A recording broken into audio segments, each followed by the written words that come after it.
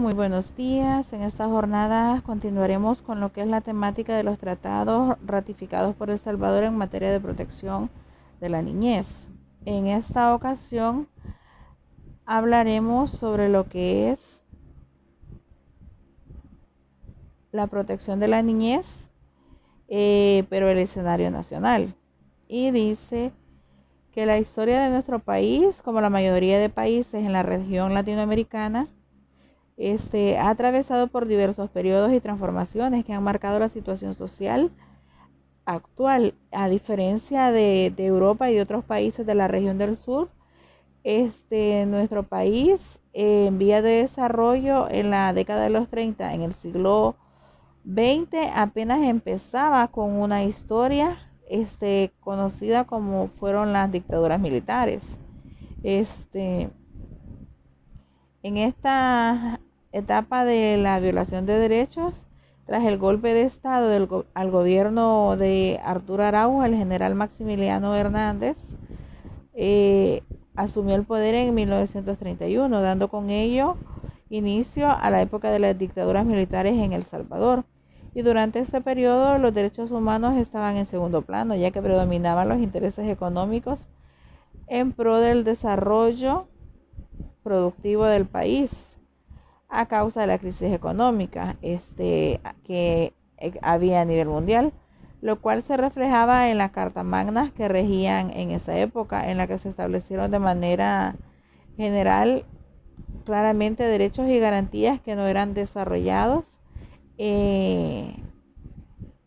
las mismas. Asimismo, dice que la falta de seguridad y la imposibilidad de realizar actividades políticas sin correr el riesgo de perder la vida o de sufrir agresiones físicas llegó a trastocar los conceptos de respeto a la vida y a la libertad del individuo. Las violaciones de derechos humanos en esta época se pueden dividir en dos tipos, siendo las violaciones de derechos humanos institucionales, cuyos autores tenían el respaldo de organismos y estructuras políticas definidas, y también las que se sometían con absoluta impunidad y que eran el resultado del conflicto o ajustes de cuentas entre personas con intereses o a veces opiniones diferentes a las de ellos. Por ejemplo, si ustedes recuerdan, en la época de la guerra, que la mencionaremos más adelante, pues se dio mucho este tipo de situaciones, ¿verdad? En primera, para la guerra se reclutó a muchos niños y niñas, violentándoles sus derechos, obligándolos a participar en el conflicto armado. Asimismo, a muchos niños se les asesinaron a sus padres o personas significativas. Entonces, durante esta etapa, pues hubo mucha vulneración de derechos. Y dice de que transcurridos los años de las dictaduras militares, la protección a la niñez se enfocó fundamentalmente en las necesidades básicas que proporcionaba la familia en la sociedad. Con este enfoque sobre la protección de la niñez, terminó el periodo de las dictaduras e inició la época del conflicto armado, que probablemente ustedes no estuvieron o no formaron parte de esta etapa de nuestro país. Sin embargo, pues mi persona, sus padres, sí pudimos estar durante este periodo de la vida de nuestro país, que pues quieras o no fue una situación en donde hubo mucha vulneración de derechos. Este periodo está entre los años 70 a los 90 y fue una etapa en la que el país fue víctima de muchas situaciones, como por ejemplo los escuadrones de la muerte, los cuales prácticamente eran una estructura del gobierno, una estructura militar de grupos de soldados que lo que hacían era bajo el mandato de oficiales pues ejecutar, ¿verdad? O desaparecer a personas que no eran afines a la dictadura o al periodo de guerra. Entonces, en esa época se cometió mucha vulneración de derechos, fueron asesinadas y desaparecidas una infinidad de personas. En esta situación también se ocasionó que la familia perdiera a muchos miembros, que era lo que ya les mencionaba, ¿verdad? Que en muchas familias fueron reclutados los padres, fueron reclutados hijos, fueron reclutados hermanos. Y pues prácticamente en esa época, pues las personas que eran reclutadas difícilmente regresaban a sus hogares. O si regresaban a sus hogares después de la guerra, pues regresaron con algún tipo de discapacidad, ya fuese porque perdieron algún miembro de su cuerpo o porque perdieron la vida. Entonces, pues las víctimas más directas o indirectas de este periodo de la guerra, pues quieras o no, fueron los niños que perdieron a sus padres, que perdieron a su madre, que perdieron gran parte de su infancia, teniendo que estar escondidos en sus hogares, bajo las camas, porque todos teníamos temor a ser víctimas de alguna bala perdida. Nos tocó en el periodo de la guerra pues perder nuestros derechos al acceso a salud, a alimentación, porque pues en época de guerra se come lo que hay y si no hay comida pues ni modo, ¿verdad? Entonces fue una etapa muy difícil en la que se vulneró muchísimos derechos de nosotros los que en esa época éramos niños. Y pues cuando finalizó la guerra, pues fue enfrentarnos a otro tipo de situaciones, ¿verdad? Entonces, y a pesar de que cuando finalizó el conflicto armado empezó un poco a hablarse sobre los derechos de las niñas y los niños, sin embargo, se puede decir que la protección de la niñez estaba más orientada al desarrollo que el niño tenía dentro de la familia, como el padre, la madre le proveía de sus derechos como alimentación, vestuario, vivienda, salud, educación. Y pues en El Salvador la condición de la niñez dependió de condiciones que brindaban los adultos según la época, a través de instituciones especializadas, las cuales convirtieron al adulto en la persona responsable de los niños y que procuraba el desarrollo de la niñez. Esto quiere decir que la protección de la niñez giraba en torno a condiciones estables de los adultos y que estos deberían proporcionar a las niñas y los niños. Es decir, que la familia se volvió como el ente activo encargado de garantizar el cumplimiento de los derechos de las niñas y los niños de nuestro país. Y dice que la etapa de indicios de la protección de los derechos humanos de la niñez inició sobre la importancia de la protección de los niños y se reflejó en la creación de la Ley de Jurisdicción de Tutela de Menores, la cual fue aprobada en 1966, en donde se obtenían resultados positivos que beneficiarían a la niñez con los primeros establecimientos de observación y tratamiento de la atención hacia ellos. Es decir, que la primera ley que existió para garantizar los derechos de las niñas y los niños en nuestro país fue la Ley de Jurisdicción de Tutela de Menores. Esa fue aprobada en el 1966. Luego, 4 años después, se creó lo que fue en el Congreso, en el cuarto Congreso Nacional del Niño y la Niña. La temática principal fue la de solventar la situación de la niñez y la familia, en donde se visualizó al niño no solo como el huérfano o abandonado, sino el ser más vulnerable de la sociedad, cuyas conductas y actitudes son resultantes y en buena parte por la aplicación de medidas tradicionales regidas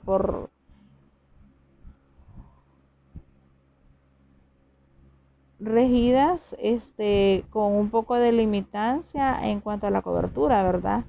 Y al margen de la realidad, porque si ustedes se recuerdan,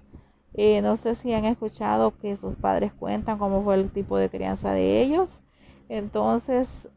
antes el tipo de crianza era una crianza donde el castigo físico era sumamente permitido, en donde el padre podía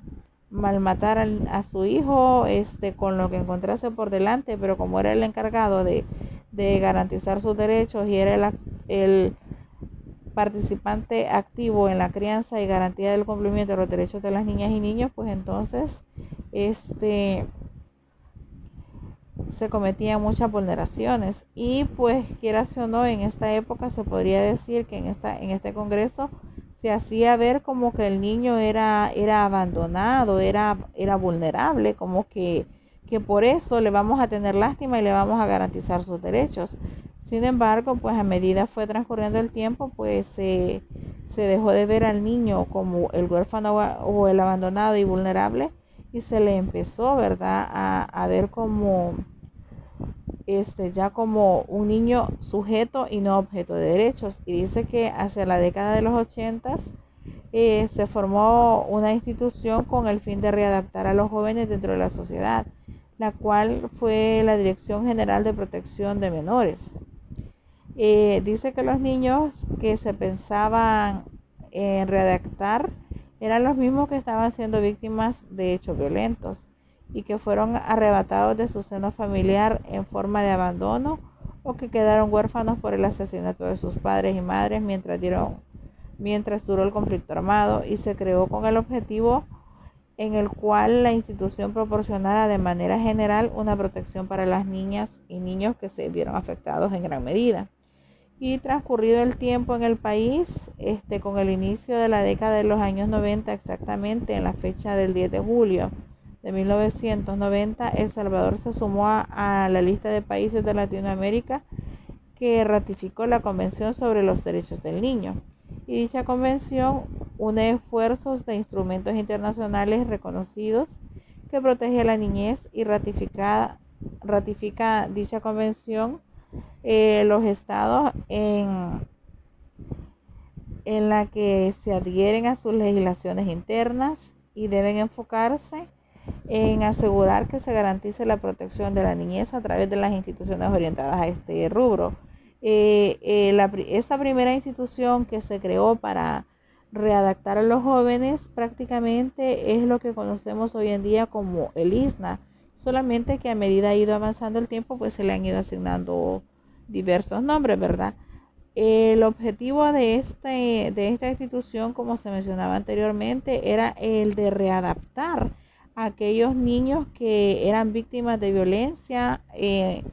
y de vulnerabilidad de sus derechos. Sin embargo, debemos tener presente que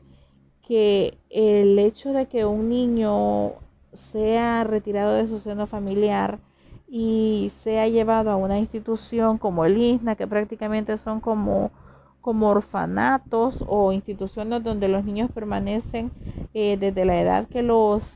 rescatan, digámoslo así, hasta que cumplen 18 años. Sin embargo, el que un niño sea retirado de su seno familiar y pase a formar parte de una institución como el ISNA, pues se podría decir que es algo contradictorio, porque si bien recordamos, en esas instituciones hay niños de diferentes edades. Cuando un niño de una edad menor llega y conoce a otro niño que tiene un amplio expediente sobre diferentes conductas delictivas, obviamente ese niño, que sí, bien es cierto, es víctima de vulneración de derechos, pero al empezar a involucrarse, a socializar con esos otros niños que son, digámoslo así, pequeños delincuentes o antisociales, entonces se corre el riesgo de que el niño que estaba siendo vulnerado se convierta ahora en un vulnerador. ¿Por qué? Porque ese niño va a aprender nuevas formas de delinquir, va a aprender formas de cómo comportarse de manera rebelde, y cuando estas personas que forman parte o crecen dentro de estas instituciones y salen a los 18 años, se da la situación de que esos jóvenes no pueden adaptarse de manera normal a la sociedad. Entonces es cuando se dan otro tipo de situaciones, como pasa de ser un un niño que era violentado de sus derechos a ser un adulto que comete delitos con tal de poder satisfacer sus necesidades básicas, debido a que esos niños, cuando salen de estos centros del ISNA o de otra entidad que se encargue de cuidarles, esos niños no tienen ni cómo alimentarse, no tienen dónde vivir. Entonces sí es ahí donde se cae en el riesgo de que, si bien es cierto, se salvaguardó los derechos de estas niñas y niños, pero cuando ellos salen empiezan a vulnerar derechos de no solamente de niños y niños, sino también de la población en general. Dice que con la ratificación de la Convención de los Derechos del Niño, pudo relacionarse que El Salvador estaba adoptando lo escrito y que se responsabilizaba comprometiéndose a cumplir lo que se ratificó, para lo cual vamos a poder observar una pequeña parte de lo que es esta convención, que dice que los estados partes se asegurarán de que las instituciones, servicios, establecimientos encargados del cuidado y la protección de los niños cumplan las normas establecidas con las autoridades competentes, especialmente en materia de seguridad, sanidad, número y competencias personal, así como relación de las existencias de así como relación con la existencia de una supervisión adecuada. Y dice que El Salvador, al pertenecer a los estados firmantes y haber ratificado esta convención sobre los derechos del niño, debía estabilizar la situación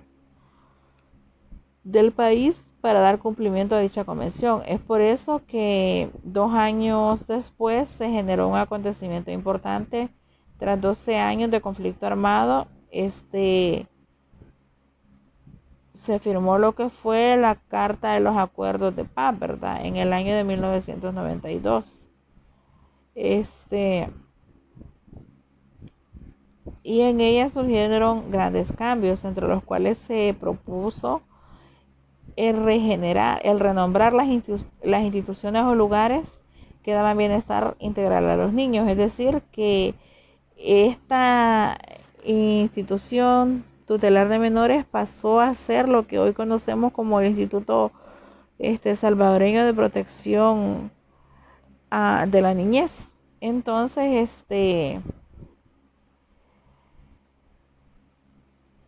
con los acuerdos de paz se dio origen a ya no ver al niño como un objeto, sino como un sujeto de derechos. Muy bien, ahora vamos a hablar de los tratados internacionales que El Salvador ha ratificado en materia de protección a los derechos de la niñez respecto a la legislación interna.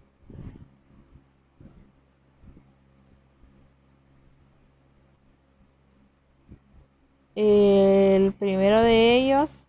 es la Declaración de los Derechos del Niño, y dice que la Declaración de los Derechos del Niño es un tratado internacional el cual contempla por primera vez los derechos de los niños. Esta declaración fue aprobada el 20 de noviembre de 1959 por 78 estados que en ese momento conformaban la Asamblea General de la Organización de las Naciones Unidas, la cual establecía que los niños, por su condición de menores y su falta de madurez física y mental, necesitaban una protección especial frente a posibles abusos como la explotación, la desnutrición u otros problemas u otras posibles negligencias.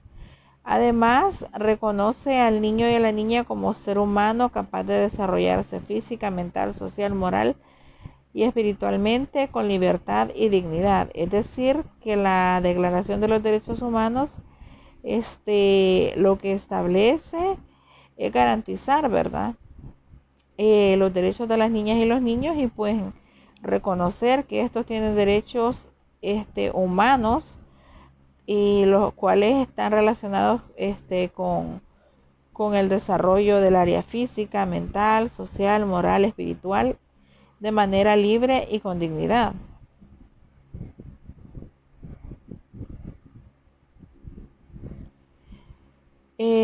Otro instrumento dice que es la Declaración de los Derechos del Niño, la cual contiene 10 principios que guiarán la aplicación de las medidas legislativas y de los estados que la suscriban en forma progresiva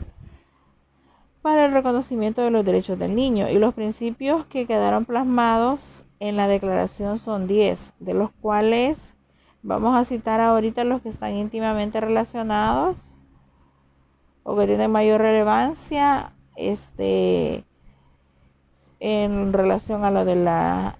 protección de la niñez. El principio número 1 nos habla sobre que el niño disfrutará de todos los derechos enunciados en esta declaración. Estos derechos serán reconocidos a todos los niños sin excepción alguna, ni distinción o discriminación, por motivos de raza, color, sexo, idioma, religión, opinión política o de otra índole, origen, nacionalidad o social, posición económica, nacimiento u otra condición, ya sea del propio niño o de su familia. Es decir, que a través de esta Declaración de los Derechos del Niño, pues se busca garantizar los derechos de estos en el cumplimiento de los principios que en ellas se establecen. Y por ejemplo, en este principio pues observamos que dice que a los niños se les reconocen todos sus derechos independientemente de su raza, de su idioma, de la religión que ellos profesen. Entonces, ¿por qué? Porque les pertenecen los derechos de los niños, son son derechos que ya están establecidos en diferentes convenciones, tratados e inclusive en nuestras leyes internas también está establecido que se debe garantizar lo que es el cumplimiento de todos los derechos independientemente de circunstancias relacionadas con el sexo, la religión, el idioma, punto de vista, la nacionalidad, independientemente si sea un niño nacido o no en El Salvador, siempre y cuando esté en nuestro territorio, tiene derechos y deben de cumplírselos.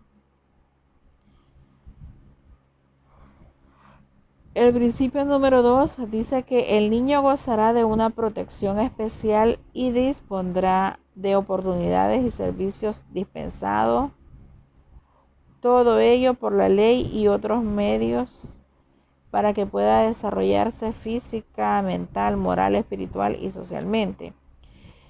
en forma saludable y normal, así como en condiciones de libertad y dignidad. Al promulgar leyes con este fin, la consideración fundamental a que se atenderá el principio, se atenderá el interés superior del niño, es decir, que según esta ley, los niños tienen derecho a gozar de una protección especial y para ello se proporcionan una serie de oportunidades y servicios que van a ser los necesarios para garantizar lo que es la salud, la educación y otras condiciones que los niños y las niñas de nuestro país necesitan. El principio número 3 de esta convención dice: el niño tiene derecho desde su nacimiento a un nombre y a una nacionalidad. Sin embargo, en nuestro país a veces el cumplir esto del nombre se dificulta. ¿Por qué? Porque hay muchos padres que no sé si por pereza, por olvido, no se toman la molestia de ir a sentar a sus hijas e hijos a las alcaldías municipales. Lo que se está dando pues hoy en día, en mi experiencia como asistente de primera infancia, es que en los hospitales hoy se está realizando lo que es la boleta de los de los niños cuando nacen, ¿verdad? Entonces, cuando estos niños nacen, se hace una boleta con su nombre, él lleva a los plantares y pues con esa fotocopia que se da en el hospital, se puede ir a sentar la partida de nacimiento de las niñas o niños que han nacido. El principio número 6 dice que el niño, para el pleno y armonioso desarrollo de su personalidad, necesita amor, comprensión, siempre que sea posible, y deberá crecer al amparo y bajo la responsabilidad de sus padres, y en todo caso en un ambiente de afecto y de seguridad moral y material. Dice que la sociedad, las autoridades públicas tendrán la obligación de cuidar especialmente a los niños sin familia o que carezcan de medios adecuados para su subsistencia. Es decir, que